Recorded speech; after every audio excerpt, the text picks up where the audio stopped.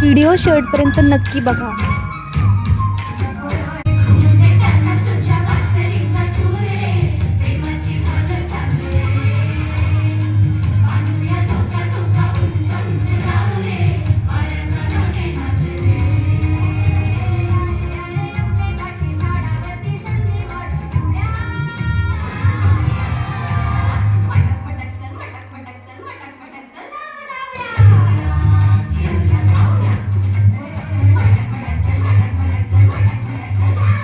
इथं भगवान श्रीकृष्ण आणि कालिया नाग यांची कथा दाखवली आहे.